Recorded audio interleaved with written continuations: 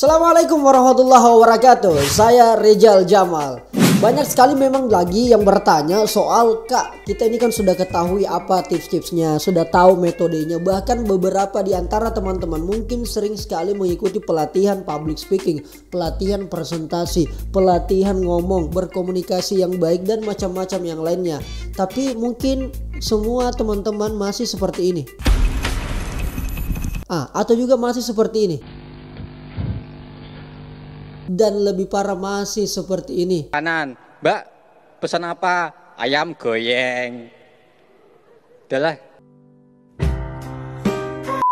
Itu adalah bagian yang menjadi masalah-masalah umum dalam public speaking. Itu semua orang hadapi. Sekelas saya pun juga demikian. Masih sering menghadapi dan juga sering mengalami yang demikian. Oleh karena itu memang beberapa langkah-langkah yang telah saya sampaikan di video-video sebelumnya, teman-teman wajib nonton dulu, wajib ketahui dulu seperti apa gambaran teknik dasar kita dalam public speaking. Terutama mengelola kepercayaan diri. Terutama juga untuk mengetahui potensi apa, keahlian apa yang harus kita pilih dalam konteks atau dalam konsep public speaking. Ini penting sekali. Kenapa penting sekali? Karena dia akan menjadi personal branding kita dalam berkomunikasi. Personal branding kita itulah yang melekat agar kita kemudian menjadi ahli dalam komunikasi tersebut, dalam public speaking tersebut. Baik, kalau begitu teman-teman sekalian, ada 3 tips ampuh yang memang saya kira ya, ada 3 tips ampuh, ada tiga.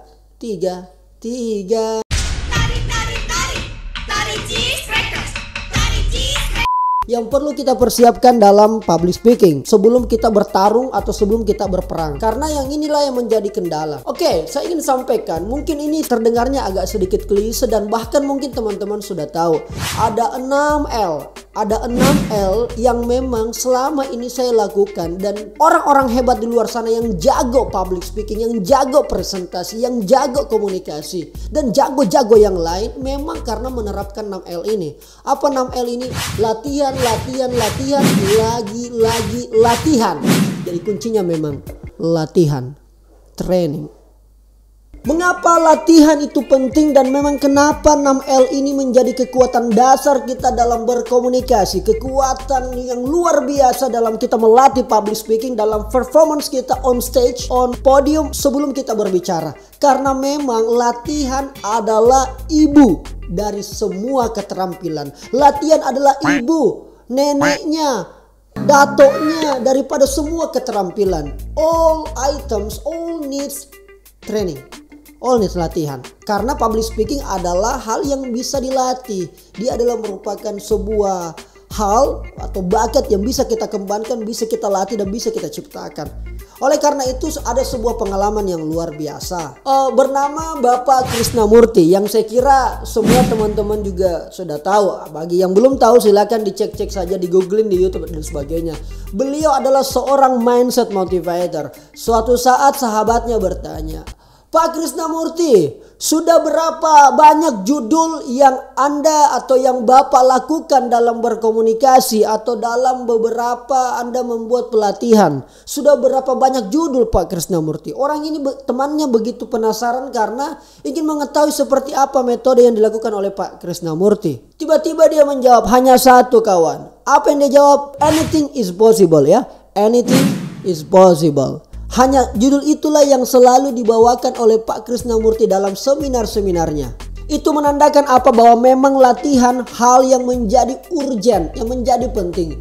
Kadang kalau Anda sudah membaca beragam buku public speaking, beragam buku dengan berbagai metode pula Anda sudah lakukan, ikut pelatihan, bukunya juga dari berbagai macam pengarang, Anda tidak akan bisa menguasai public speaking kalau Anda tidak mulai dengan latihan, mencoba, trying. Oleh karena itu ada 3 yang perlu kita persiapkan sebelum kita public speaking. And let's go!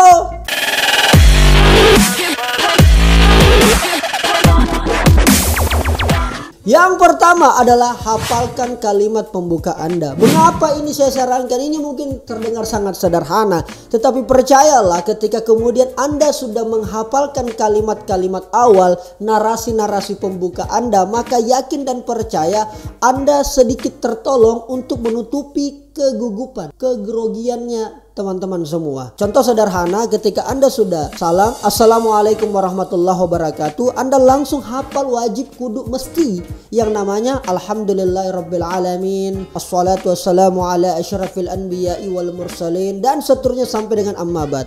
Itu adalah kalimat-kalimat pembuka mukaddimah. Itu Anda sudah harus hafalkan sebelum Anda terjun langsung ke lokasi, sebelum Anda terjun langsung ke medan pertempuran yang namanya public speaking. Hafalkan saja, sesuaikan dengan konteks dan kondisi yang ada. Jangan sampai Anda hafalkan tentang bagaimana kemudian menjadi seorang pembicara di hadapan anak SMA, tapi kemudian Anda hafalkan tentang yang tidak berhubungan dengan itu. Jangan sampai, sesuaikan. Banyak orang yang kemudian terkendala karena di awal-awal dia sudah gugupnya luar biasa. Solusi dari saya, hafalkan kalimat-kalimat pembuka. Ini sederhana tetapi sangat manjur untuk kemudian menutupi kebelengan Anda. Kedua, poin penting. Itu poin penting juga wajib juga Anda hafalkan supaya masuk ke tema pembahasan teman-teman sudah tidak begitu kaku atau tidak begitu terlihat tidak profesional karena teman-teman tidak menghafalkan poin-poin penting. Terkadang kan begini, kita berbicara atau tampil sebagai seorang pembicara ingin presentasi, terkadang kita menggunakan PowerPoint. Nah, PowerPoint itu kalau menurut Rocky Gerung dia mengatakan bahwa orang yang tidak punya power dan tidak punya poin. Oleh karena itu, pada saat kita presentasi jangan coba-coba selalu terfokus pada PowerPoint karena Anda kemudian mencueki atau tidak peduli sama dengan audiens Anda. Padahal dalam public speaking ada namanya showmanship yang dimana Anda perlu terlibat dengan audiens Anda melalui yang namanya body language atau gesture. Alright, bye-bye. Ini perlu dicatat. Kenapa? Karena ketika kita sudah menghafalkan poin-poin penting, ketika kita baca satu poin atau ketika ada diksi, ada kalimat, ada kata yang kemudian ketika kita ingat itu atau kita lafalkan itu, maka kemudian akan teringat semua beragam poin. Ini catatan paling sederhana dari saya. Poin-poin penting itu agar kemudian menyelamatkan Anda ketika kemudian ada kendala-kendala teknis, misal laptop bermasalah atau hal-hal yang teknis lainnya. Ketika Anda sudah kuasai poin-poinnya, maka yakin dan percaya audiens Anda akan mampu menerima dengan baik. Yang ketiga, yang paling penting, penutup. Sebaiknya memang juga penutup Anda teman-teman harus hafalkan. Dan ini penting sekali karena salah satu kekuatan dari closing adalah untuk merangkum atau menangkap poin-poin yang teman-teman semua sampaikan. Jangan sampai Anda meninggalkan ruangan itu tanpa kesan yang melekat kuat pada audiens Anda. Guna daripada closing yang bagus adalah meninggalkan kesan. Kesan inilah yang kemudian akan dibawa pulang, akan diolah dalam imajinasi mereka, yang kemudian Anda akan kuat sebagai seorang pembicara yang baik. Ingat, public speaking talk about personal branding. Otomatis dalam hal ini ada beberapa kerangka-kerangka yang memang teman-teman semua sudah tahu. Oleh karena itu metode inilah yang saya kira selain 6L latihan lagi-lagi juga memang supaya secara teknis, karena masih ada yang bertanya, Kak saya sudah pelajari banyak buku, saya sudah ikut pelatihan tapi kenapa ya? Itu karena Anda tidak menyusun formula dengan baik. Itu maka penting memang yang disampaikan oleh Herakles, piramida Mr. Kuno, bahwa kuasailah, pelajarilah seni bicara maka Anda akan kuasai keadaan, bukan kuasai hawa nafsu, bukan kuasai orang, dan bukan kasih bodoh-bodoh orang. Tapi dengan mempelajari seni bicara maka Anda mampu menguasai keadaan, dan saya kira ini semua terjadi. Saya sebagai orang yang selalu berinteraksi dengan orang luar dengan kemampuan seni bicara atau seni public speaking, alhamdulillah banyak hal yang kita mampu kondisikan, kita sesuaikan di keadaan. Karena banyak juga orang yang kalau dia bicara dan ngomong di tongkrongan, duduk-duduk pinggir rumah, teras rumah, luar biasa, dia jagonya, lucunya luar biasa. Itu bicara di area tongkrongan, jagonya luar biasa. Tapi ketika sudah bicara di depan umum, dia langsung blank. Tubuh apa? Bukan puyuh atau teh itu. Itu kenapa? Karena belum ada formula, dan inilah memang tiga tips ampuh yang saya sampaikan kepada kalian teman-teman semua. Memang terdengar sedikit sederhana, tetapi kalau Anda lakukan dengan maksimal, saya yakin teman-teman bisa maksimalkan. Oleh karena itu, jika Anda gagal berencana, sebenarnya Anda juga berencana untuk gagal. Terima kasih banyak telah menonton video ini. Jangan lupa klik tombol subscribe dan like, comment, dan share. Dan apabila teman-teman ada masalah yang berhubungan komunikasi, public speaking, boleh tuliskan komentar Anda di bawah. Saya Rizal Jamal, salam komunikasi. Alright, nice.